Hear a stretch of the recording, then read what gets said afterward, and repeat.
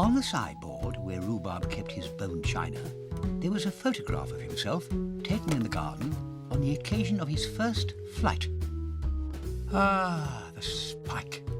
Those were the days, he thought, just as his bone photograph. It was Mouse, rodent scholar, to say that he saw no reason why stratopod rocket couldn't be designed on Roostar, the very latest of Rhubarb software, designed especially for stargazing and deep probing into the space. "Thank you, Mouse. Good night," said Rhubarb in a chillingly Gaelic kind of way. Not interrupt in a hurry? "No, Custard, come in, old chap. Sit down. Have a fish," said Rhubarb. Dreaming about the old days, eh? Inquired Custard. "I was thinking about the new designs for the stratopod and high-speed rocket travel through the space," Rhubarb murmured. After a restless night thinking about lightning speed travel and how, thanks to him, millions would someday be able to journey through the space from one end of the Earth to the other in 8 minutes, in luxury, in a stratopod, Rhubarb stumbled into the garden. Great flying weather, grinned Custard.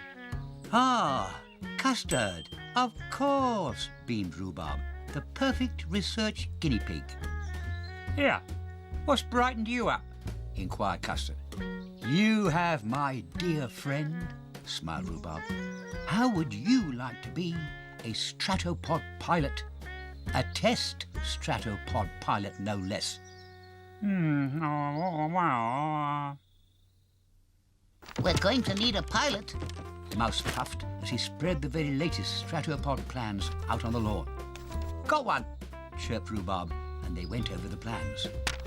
And by late afternoon, a wind tunnel design had been perfected. Some of the birds chirped in and helped build the wind tunnel, which would test the aerodynamic properties of Custard, soon to become the world's first stratopod test pilot. "Now then, Custard, this could be dangerous, so pay attention," said Rhubarb, just as Moggy Malone and Poodle Princess strolled by. "Ah, going somewhere nice?" inquired Rhubarb. "To the fur dressers, darling," said Poodle Princess.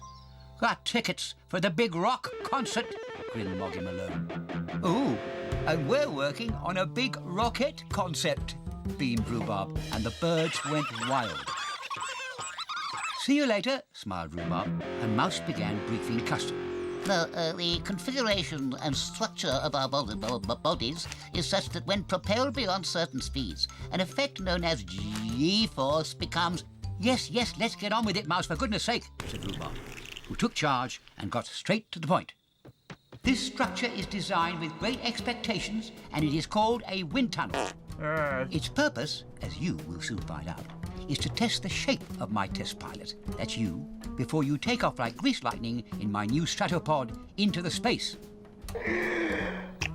This pole is known as the hold pole. Pay attention, and you will grasp it thus." Rhubarb demonstrated and felt a certain degree of achievement as Custard's paws curled around the support. "Questions?" Rhubarb asked, and Custard said he wondered what was for tea.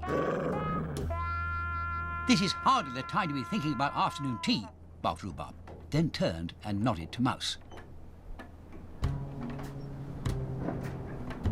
"Prepare to switch on," Rhubarb called, and Mouse, rodent scholar, tugged with all his might at the mighty red lever. As the blades of the great fan gathered momentum, the airy breeze inside the wind tunnel turned to a flurry. Custard tightened his grip on the hold pole, and the hurricane followed. The brilliant future of stratopod, right here in front of us, roared Mouse proudly. "History in the making," Rhubarb bellowed in a scientific kind of way, just as Rookie strolled up to see what all the noise was about and was stripped naked, leaving Custard coughing and spluttering, while Mouse struggled to turn the fan off.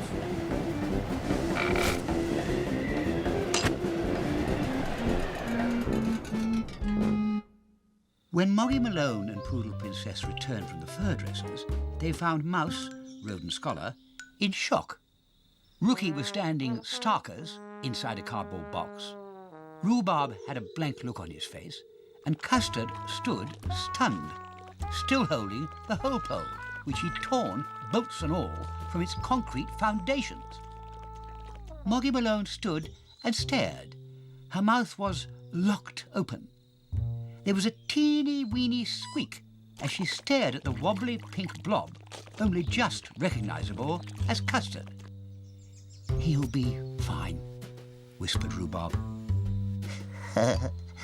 Too long in the wind tunnel. Explained Mouse. "Ha! Cup of tea?" Rhubarb went on in a skillful and diplomatic kind of way. "Where's Poodle Princess?" he added. "She's here," noted Moggy Malone, as she pointed to the tangle that was only just recognisable as Poodle Princess.